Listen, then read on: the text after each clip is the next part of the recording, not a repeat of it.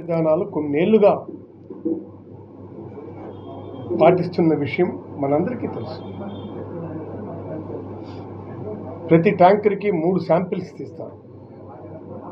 ఒకటి కాదు, 3 శాంపిల్స్ తీస్తారు. ఆ 3 శాంపిల్స్ పాస్ అయితేనే ట్యాంకర్ కింద నుంచి పైకి వస్తుంది, లేకపోతే ట్యాంకర్ కదలడానికి లేదు. అక్కడి నుంచే ఇట్స్ గోయింగ్ బ్యాక్.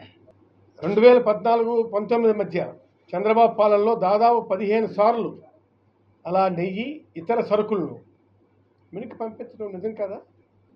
అప్పుడు జరగలేదా? మరి ఇప్పుడు ఎందుకు డైవర్సిఫికేషను?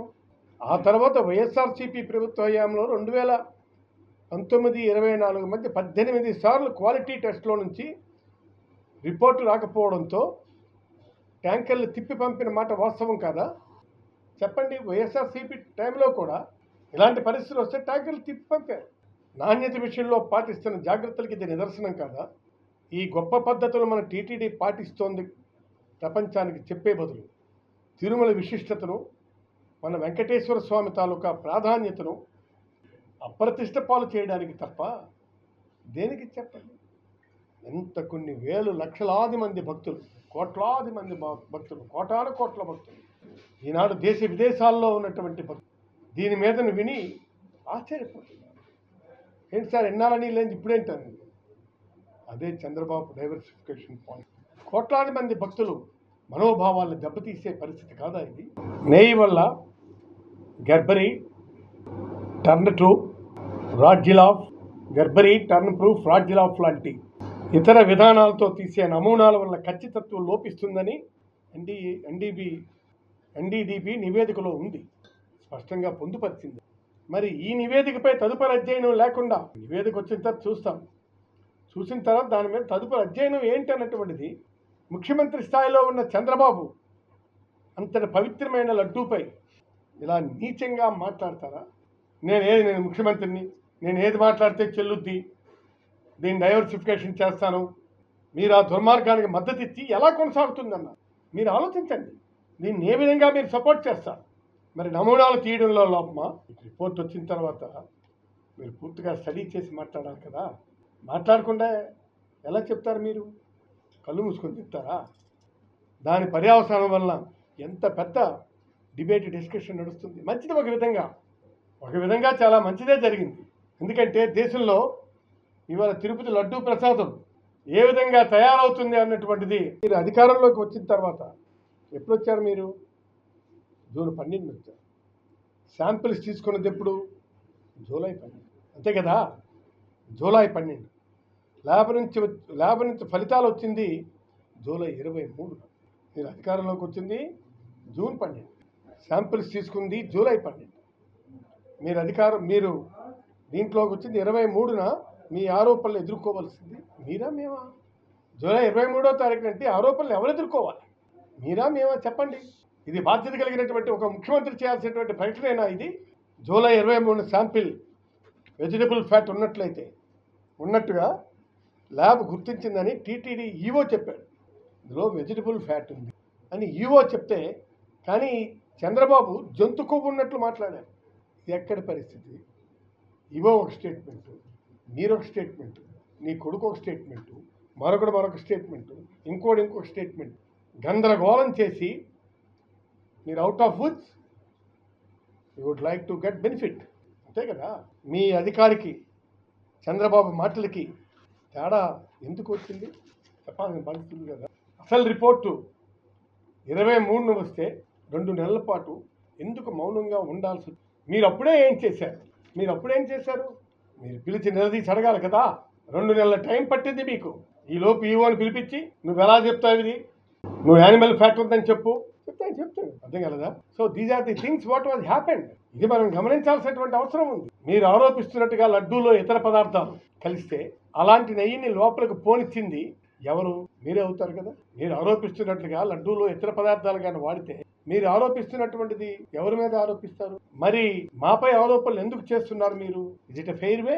తమ పరీక్షలో ఖచ్చితత్వం లేదని, లోపించే అవకాశాలు లేకపోలేదని ఎస్డిబిబి తన రిపోర్ట్లో స్పష్టంగా చెప్పింది. పోషకాహారం లోపం ఉన్న ఆవులు నుంచి వచ్చే పాలతో తయారు చేసే నెయ్యి, అంటే గ్రామాల్లో మన అనేక పశువులను మనం చూస్తాం.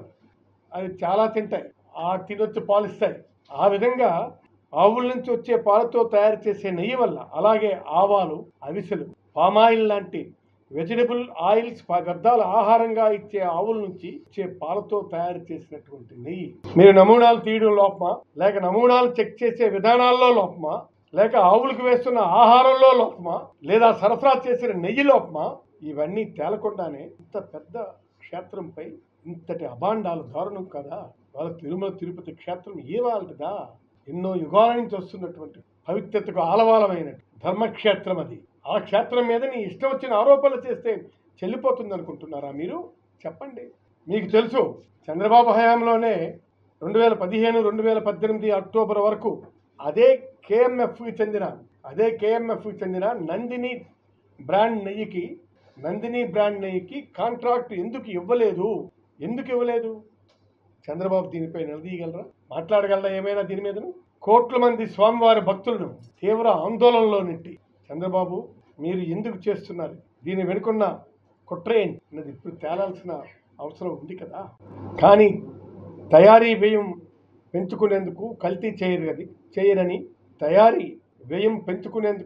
చేయరని the great expert food advisory committee member Neha Deepiksha అని పెద్ద శాస్త్రవేత్త, పెద్ద శాస్త్రవేత్త ఆయన చెప్పారు, జంతువు కొవ్వు ఫ్యాట్స్ ఇందులో కలపడానికి లేదని. కలిస్తే దాని వ్యయం చాలా పెరుగుతుందని.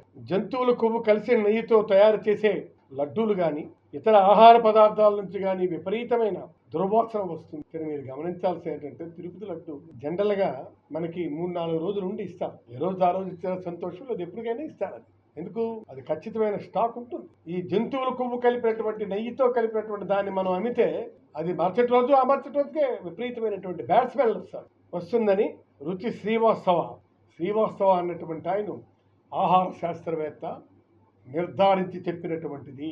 ఇక్కడ నేహా దీపక్ష ఆహార శాస్త్రవేత్త చెప్పాడు, తర్వాత రుచి శ్రీవాస్తవ ఆహార పరిశోధకురాలు చెప్పాడు. అందుకే చేయటం కదా ఇది. ధార్మిక సంస్థలు చెప్తున్నాయి, ధార్మిక సంస్థలు, యోగులు చాలా మంది ఈరోజు చీచీ కొడుతున్నారు. ఇదేం పని అని. దీన్ని ఎంతో భద్రతగా చేయాల్సినటువంటి పని ఈ విధమైనటువంటి న్యూసెన్స్ కార్యక్రమం చేసుకొని మన దేవుడు తాలూకా వాల్యూస్ మనమే డౌన్ఫాల్ చేసుకోవడం కాదా? ఇది డౌన్ఫాల్ చేసుకోవడం కాదంటారా? చెప్పండి. ఇతర పదార్థాలు కలిసాయని మీరు చెప్తున్నారు. ఆ పరీక్షలు నెయ్యిపై చేశారా లేక లడ్డూపై చేశారా? దీనిపై మీరు స్పష్టత చెప్పగలరా? చేసిన పరీక్షలు నెయ్యి మీద చేశారా లేకపోతే లడ్డూ మీద చేశారా? దీని మీద స్పష్టత ఏమైనా ఇవ్వగలరా మీరు? ఆరోపణలు వచ్చిన నెయ్యి వినియోగించలేదనే వాస్తవాన్ని 4 ట్యాంకర్లు వెనుక పంపించాము. చంద్రబాబు నాయుడు లేదు వినియోగించారు. ఆయనేమో ఎవరు ఈవో తర్వాత నీ తని లోకేష్ కూడా వెనుక పంపించేసామని చెప్పినటువంటి పరిస్థితి నుంచి మీరేం చేస్తున్నారు చెప్పండి? మీరు వినియోగించినారండి. మీలోని మీకే కాంట్రడిక్షన్, మీలోని మీకే వివాదాస్పదమైనటువంటి వ్యాఖ్యలు చేస్తున్నారు. పైగా కోటాను కోట్ల హిందువుల తాలూకా మనోభావాలను దెబ్బతీసే పరిస్థితి ఏంటి చెప్పండి? తిరుపతి లడ్డూ గురించి విచారణ జరిపించాలని హైకోర్టులో వైవి సుబ్బారెడ్డి వేసినటువంటి పిటిషన్ వేశారు. నేను చెప్తున్నటువంటి కారణాలు ఏంటంటే, ఎవరికైనా సరే ఒకసారి చెప్తాను, డైవర్సిఫికేషన్ పాలిటిక్స్ అంటే ఇదొకటి. తర్వాత ఈ మధ్య ఇంకోటి స్టేట్లో 2-3 తూర్లు ఇదే డైవర్సిఫికేషన్. అర్థమైందా? అందుకు మీరు బాబు ఒక మాట్లాడేటప్పుడు నిక్కచ్చిగా మాట్లాడండి, ఖచ్చితత్వంతో మాట్లాడండి, నిజాయితీగా మాట్లాడండి. దీనివల్ల మన వెంకటేశ్వర స్వామి అప్రతిష్ట పాలు చేస్తున్నారు. కాబట్టి దయచేసి దీని మీదను సిబిఐ విచారణ జరిపించాలని, తర్వాత హైకోర్టు సిట్టింగ్ జడ్జితో న్యాయ విచారణ జరిపించి ఖచ్చితంగా నిజాలు రుజువుపరచాలని, నిగ్గు తేలాలని మేము కోరుకుంటున్నాం. Also wishing it. మేము అడుగుతున్నాం. మన నాయకుడే అడిగాడు, ఆయనే లేఖ రాశాడు. చంద్రబాబు నాయుడు గారికి మొట్టమొదటి నుంచి కూడా డైవర్సిఫికేషన్ పాలిటిక్స్ అలవాటు అయిపోయింది. ఆయన డైవర్సిఫికేషన్ చేయకపోతే ఆయనకి నిద్ర పట్టుకుంది, జనం పీక్కు తినాలి అతను. ఇదేంటండి? లేకపోతే ఇవాళ ఆంధ్రప్రదేశ్ రాష్ట్రంలో అందరికీ తెలుసు చంద్రబాబు నాయుడు అలాంటి వాడు, ఆయన మానసిక స్థితిగతులు ఏంటో ప్రతి ఒక్కరికి తెలుసు. అయితే గతంలో ఒకసారి అలిపిరిలో ఒక సంఘటన జరిగింది. తావు తప్పి కన్నులు ఒట్టపోయింది అన్నట్టుగా బయటపడ్డాడు. అయినా బుద్ధి రాలేదు. జస్ట్ ఒక ఎగ్జాంపుల్ ఇచ్చాడు వెంకటేశ్వర స్వామి. ఆ ఎగ్జాంపుల్లో కూడా ఇంకా బుద్ధి రాలేదు. అప్పుడు అన్నాడు, నేను మారాను, మీరు మారండి అని. నేను నా శాశ్వత జీవితం నా ప్రజల కోసమే ధారపోస్తాను. ధారపోసేదా?